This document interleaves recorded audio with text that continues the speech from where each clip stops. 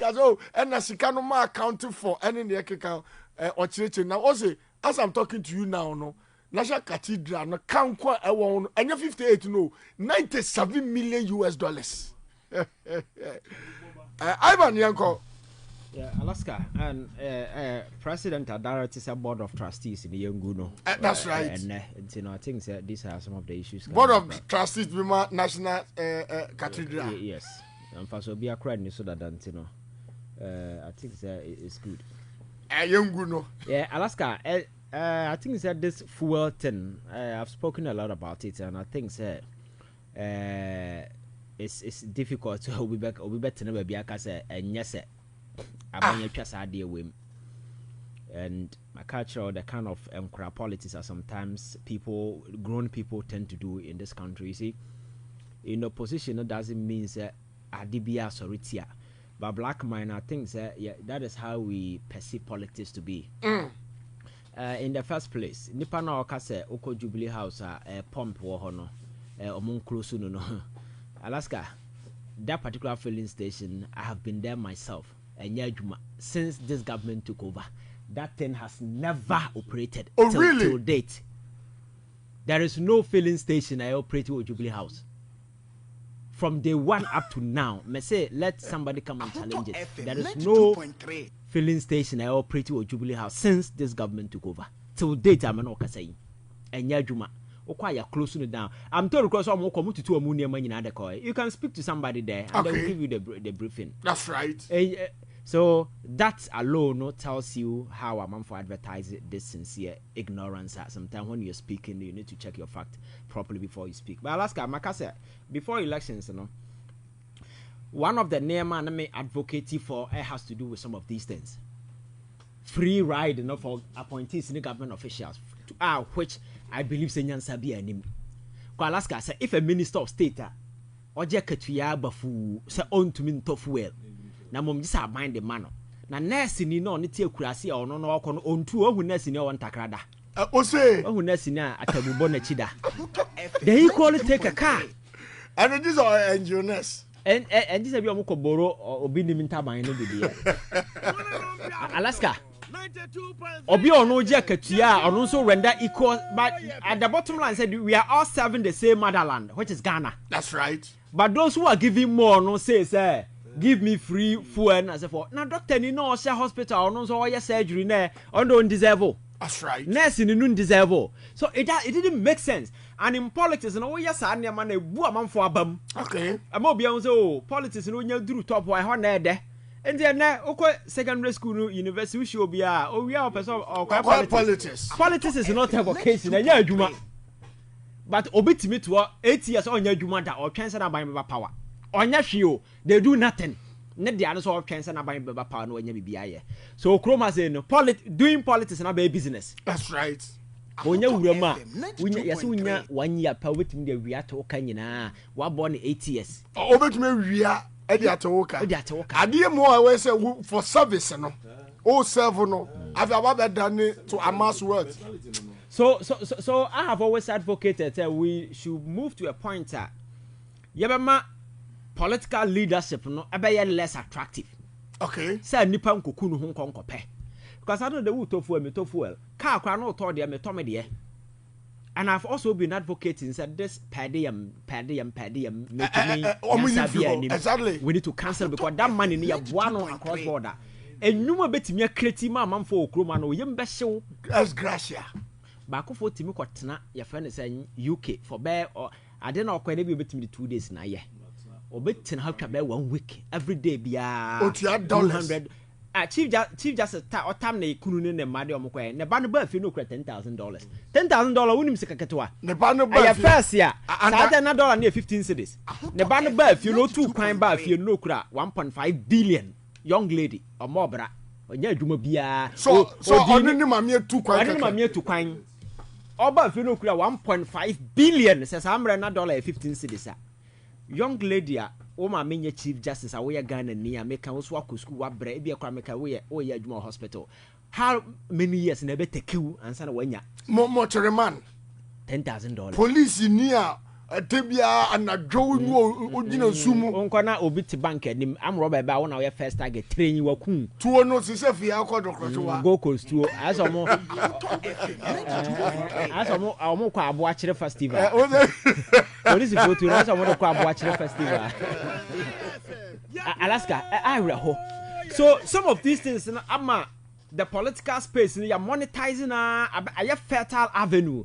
And the first no na nipo mo nim de ni nyansa na kwaya politics but I said obi atiasim obi atiasim abranya say presidential we no be ko bi also be ko bi Alaska I say obi atiasim on kan wa share comment na open no wunya free me ho Alaska obi atiasim because you are loading with doses of cash okwa wa ye so I am looking at a trend that you bet me yi those incentives ni nyina free ho na ya be who really want to serve raw you do that stage na ukwa some of the Scandinavian countries ukwa your friends say Europe some of the countries na now we share prime minister not bicycle so ona manfo na nam na mo koba wa damfo yi owo pobia osanso be san ko biom asa that ebe ni no 99 years no mo so mo dey say o madan mo bia wie no ye da so come asem Alaska uko Europe some of the prime minister unko not train mu oni amanfo uko no bit in bicycle so Holland and na say no move just say you don't see because leadership isn't about creating a vast difference between the rule and the omo ye rule omo. You are there as a gatekeeper, almost strategic directions and how things can be done. Some the citizens that know that they will feel comfortable. Yeah, no, you are creating a huge gap. Among 40 sruna do na go form no ahia for no so na nkwase de ni na se for no toka to ntoko mo na mo defend and they don't even get nothing from what is happening. What I say. So I think we need to move a step further. Now you move away from all these things. Now so good this baby na allowance. The last time now I was telling you about how this whole big allowance thing came. About abrofono those times, you know. Your fa governor so mura kroma ba malaria betimi akun.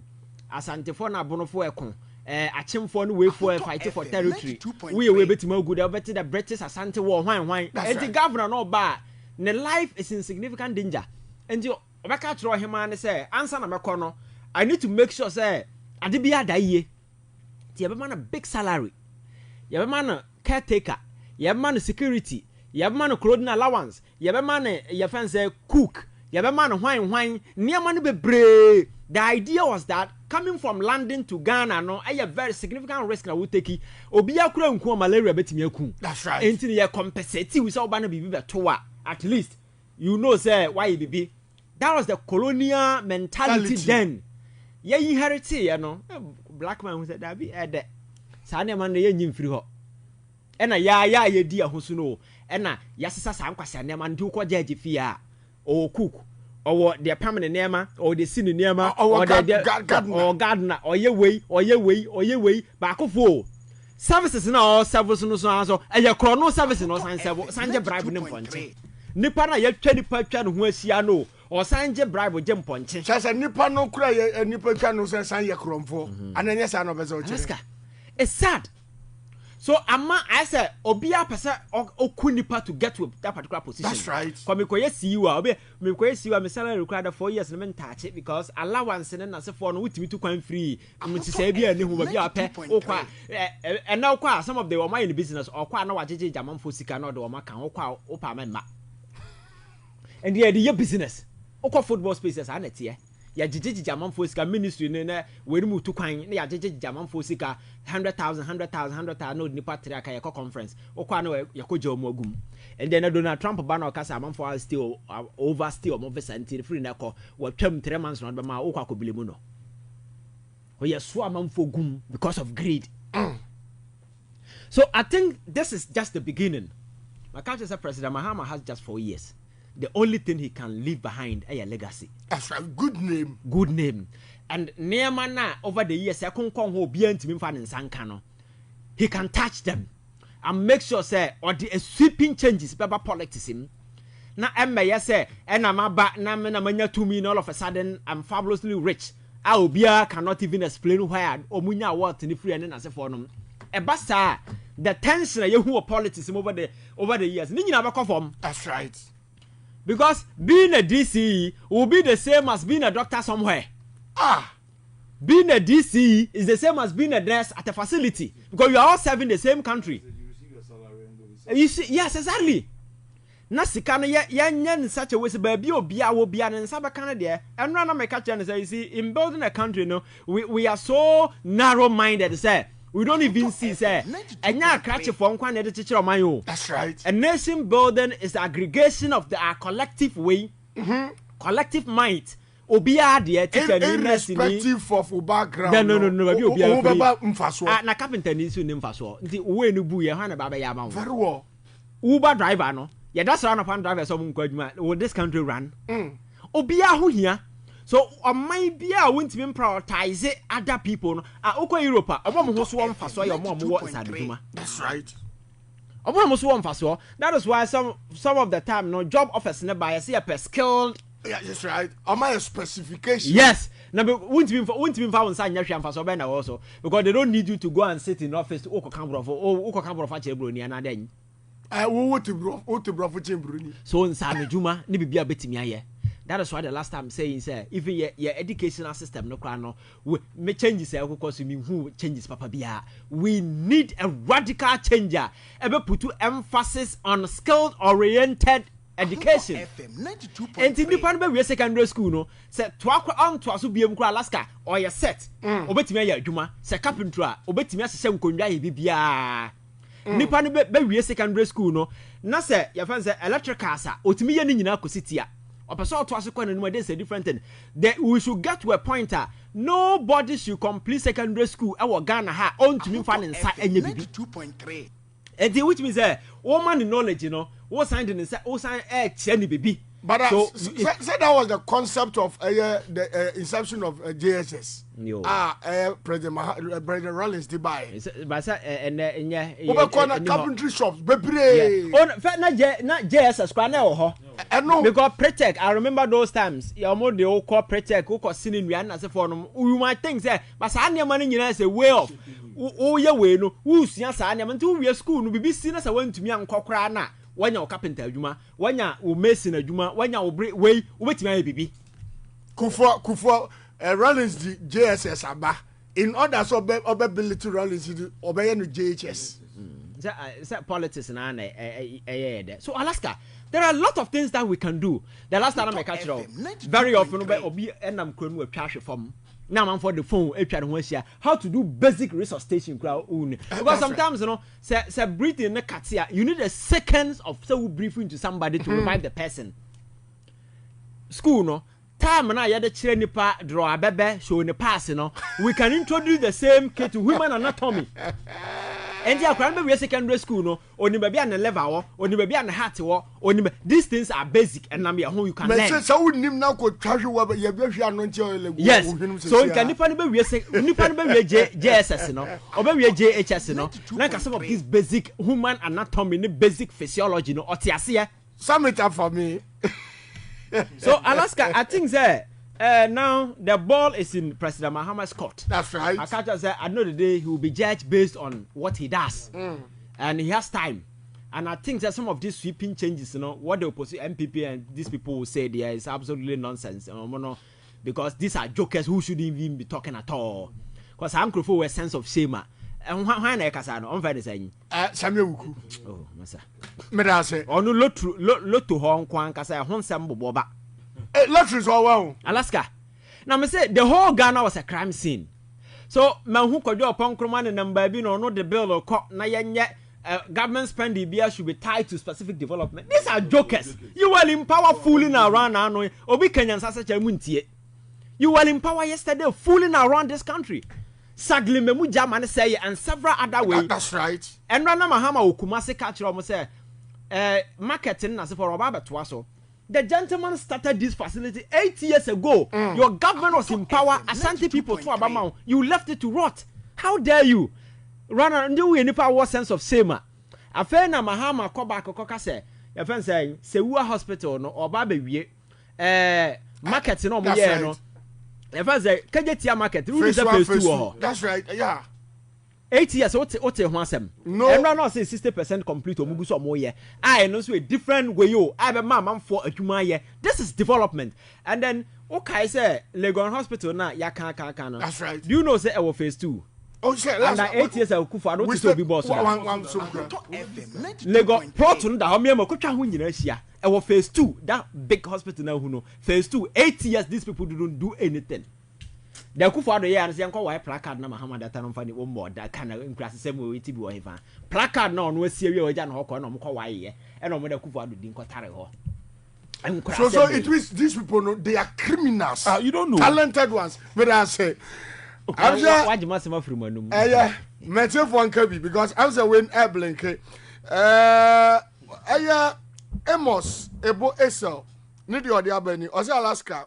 Can't the MPP say forget about 2020 because John Dramani Mahama Teni Ghana. Anthony Remo as MPP every parliament because of Omuntias every KG for cry no mun yes idea way 0303 402862 and 0303 402904 0541 82 5106. Good evening. Even Alaska. We didn't even be AWUKU Sefi. Boss, we didn't even be AWUKU Sefi. Hello, Alaska. Boss, men tie who wo TV nim. Me te onka. Me wa bon tempra. But Se wa mama kwanya kese me kasa free bono uduru brekuma na oba ya fra jaman sa drobo. Right. Udi. Me din the number ko. Ida call number ko. Right. Alaska nyimre be mamu management pa mo boma o manga na me chia me am boss of example fa nyimre. Na ma chia papa yi na mini avance me chia no. In fact, around 10 or boy papa. Alaska commode mo bo bibiri. But they have me pa eye kwanya Ghana and I say yabaya boy. As a firm ya fa parliament say any dia. But oh say obi free na say parliamentarians ne kwako bo omukoko tia busuani wi. Na busuani gitum say ye na free ma. At the end of the sequence say intimi misa ho kwase say da ben e beto aba na ye nto aba. So ye ntine ma biasi o nipa na free mo yini yire e de aye flyer nipa 5 aba begina nso omope ndc nyanyi nipa na de na sequence ye ntimi kan of parliament nti aduru bre bia so say kan okura kire MPP before ne afan market because parliament ne sabi o obi na bedi minority leader